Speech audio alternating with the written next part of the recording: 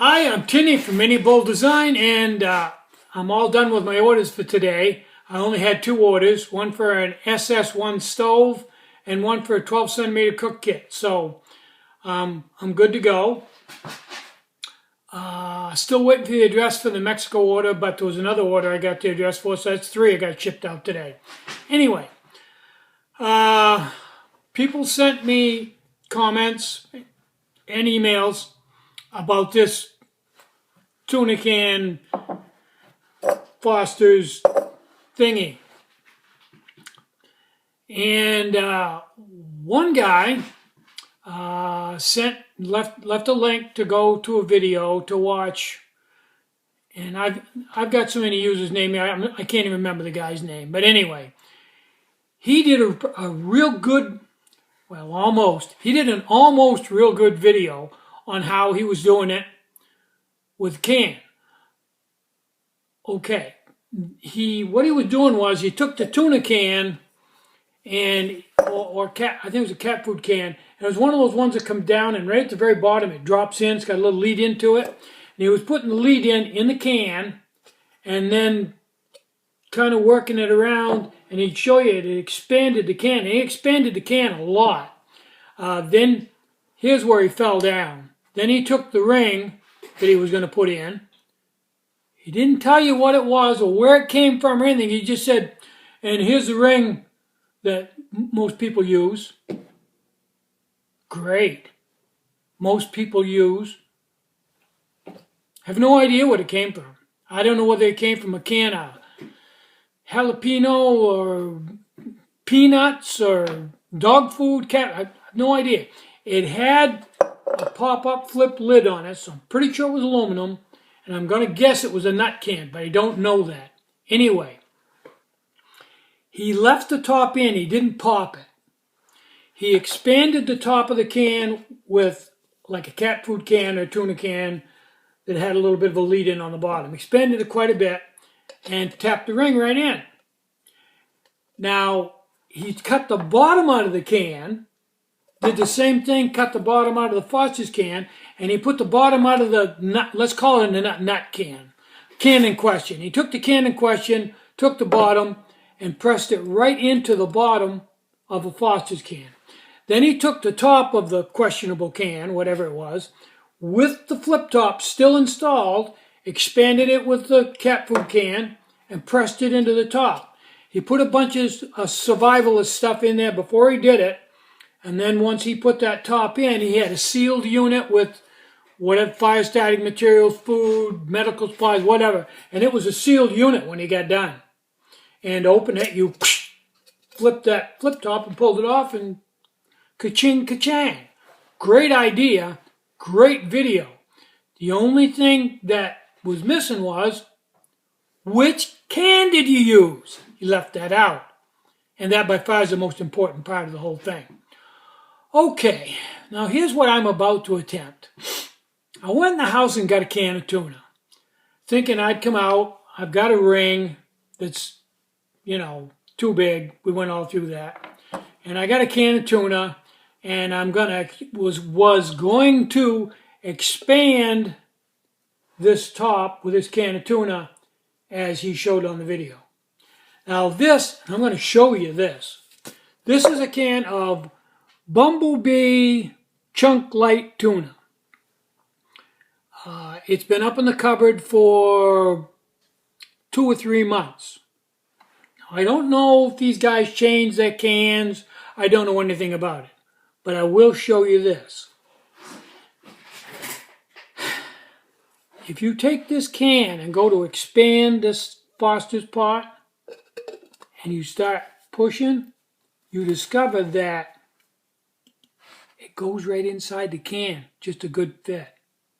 So I'm thinking that this can, after I go in the house and open it, very well may be the final hurrah. The trouble is, I did some of these at the dump and they weren't the right size. So I'm thinking they've got more than one batch of cans and they're a little bit different in size. So let me shut the camera off.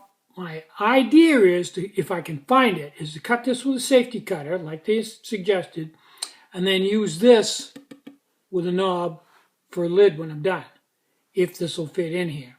So let me get everything all together and we'll see what we got.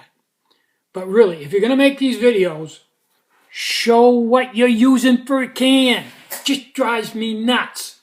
While I'm on the subject, somebody else said that they were on Instructables and saw a DIY bead roller. Okay, left no link. If you're gonna talk about stuff like that, that's important, like a bead roller, they said they were rolling a ridge in a Foster's can. Grab the link. We want the link. We want to see this stuff. You go to Instructables and type in DIY bead roller and you get beads, you get rollers. You don't get, no, it's just too big. So put the link in there. And if the text shows up without the link, I go in every couple of days and I have an area that says that I have to authorize this. Well, if it's got a link on it, on my site, it may, for some reason, or may not go into that file.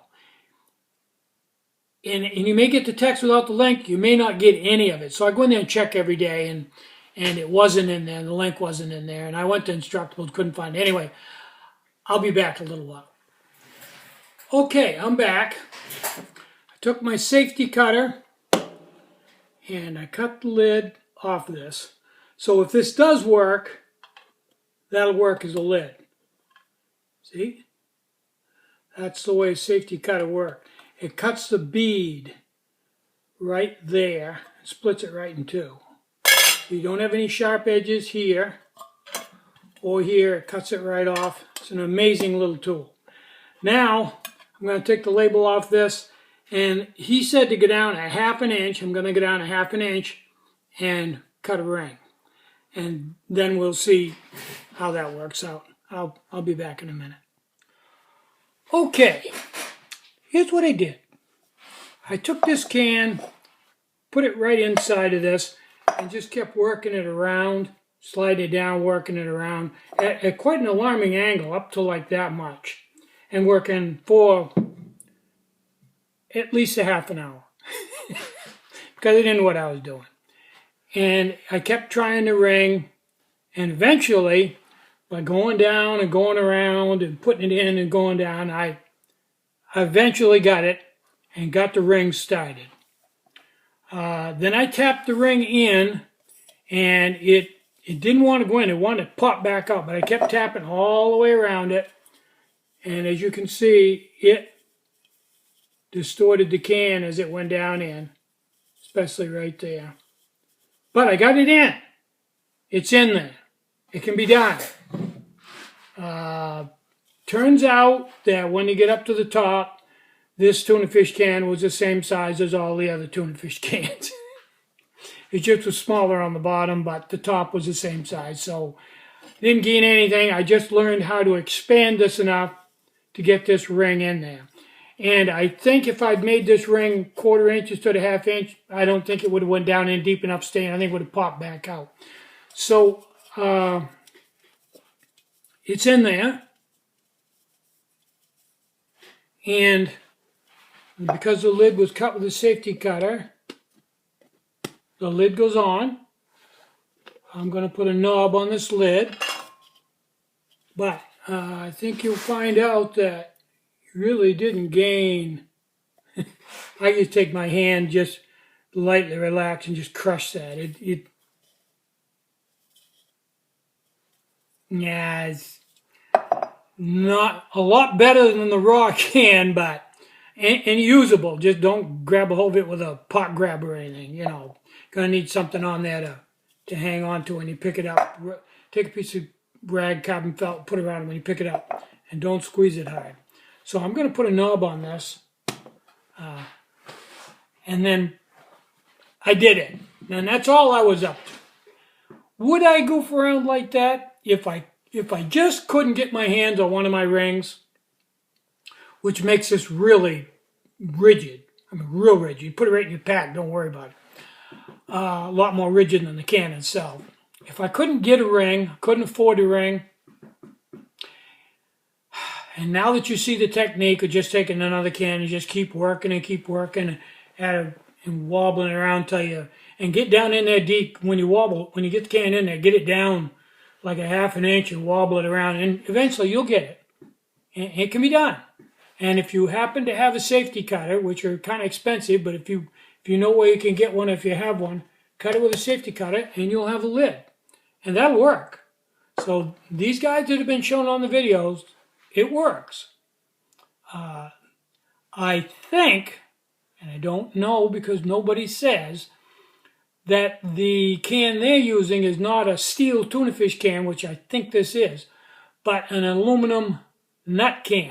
That's just a guess. I don't know that. And aluminum will be better because I'm almost positive this one is steel. And it has a plastic coating on it. I don't think it's going to rust because I think it's still got the epoxy coating on it. Didn't rust when it had tuna in it. I didn't upset that coating. So I think it'd be fine.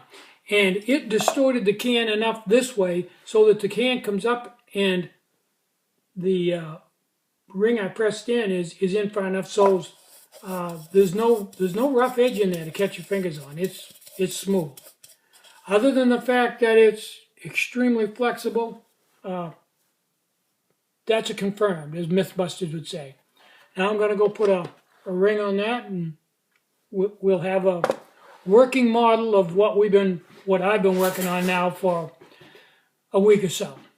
But if people would just do a little better job on their demo videos and give more information, it would save us all a lot of time because, a lot of people tried this and failed. Hours and hours and hours of working on it. So, there you go.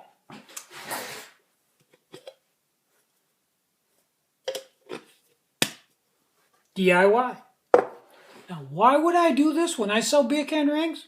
Because that's just the kind of guy I am. Okay? I'll still sell plenty of beer can rings. They're a lot more rigid. They're a hell of a lot easier to put in. And you'll always have them.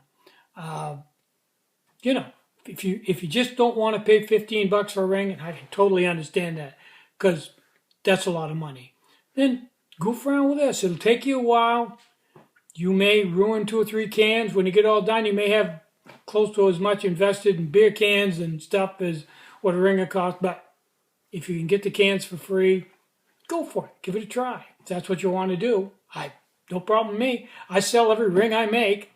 And if it doesn't sell just a ring, which I don't sell that many of, it's going to go out in an Angry Troll pot.